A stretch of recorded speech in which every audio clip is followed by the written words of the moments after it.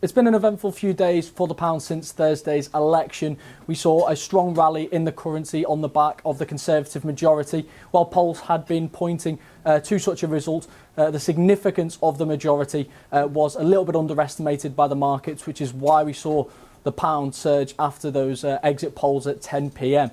Since then, we have started to pull back a little bit, though, as focus has switched back to Brexit.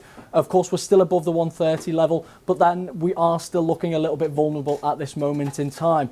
Straight away following that majority victory, Boris Johnson has turned his attentions to the end of 2020. Now, this is when the Conservatives are hoping that they can have secured a trade deal with the EU so that we can officially leave the EU, leave the transitional agreement arrangement and push on to future trade relationships. Now, 11 months is not a long time to negotiate a new trade deal with the EU, and it has drawn a lot of scepticism, not just in the market, but across the UK.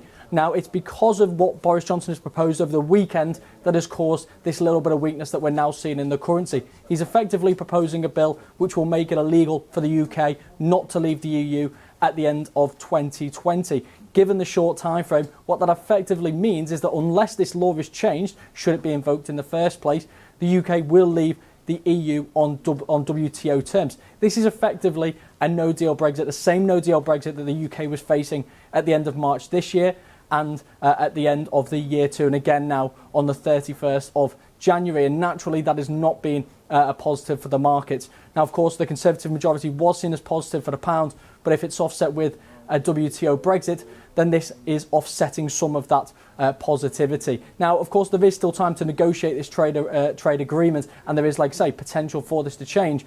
But if we continue to face with a WTO Brexit throughout 2020, that could lend itself to continued weakness in the pound currency. Like I say, this is only a couple of days of weakness, though, and it is only pairing some of those gains. So it's not overly significant at this moment in time, but it has just taken some of the energy out of the rally that we have seen since the Conservative majority victory. As I've earlier noted, as you can see on the chart, we're still trading above 130. We actually hit around 135 in the aftermath of the election result, so there's still a wide span between where we're currently trading and that 130 level. And it would be surprising, I guess, at this early stage if we do breach that 130 level purely on this. I don't think anyone is overly surprised that Boris Johnson wanted to get a trade deal agreed with the EU by the end of 2020. Ultimately, this is what he campaigned for, not just in the leadership contest when he became Conservative leader and de facto Prime Minister, but it's also what he campaigned on throughout the election. It's just that by putting it into law, it makes it that much more difficult to unwind should a trade agreement not be reached by the end of next year. But like I said, it's only lending itself currently to near-term weakness. The removal of the uncertainty surrounding what Brexit is going to look like on the 31st of January and the election itself has lent itself broadly to near-term sterling support. And therefore, I think the near to medium-term forecasts are still for the pound to remain relatively strong. Of course, the other factor in this as well is the US dollar. And the US dollar has remained relatively well supported in the near term, despite the fact that the US has reached a phase one trade deal with China. Now, they have suggested that it does need scrubbing up, that the finer details need to be agreed, the I's need to be dotted, the T's need to be crossed on this. And if we remember back to October, Donald Trump effectively announced a phase one deal, suggesting it was all but done then.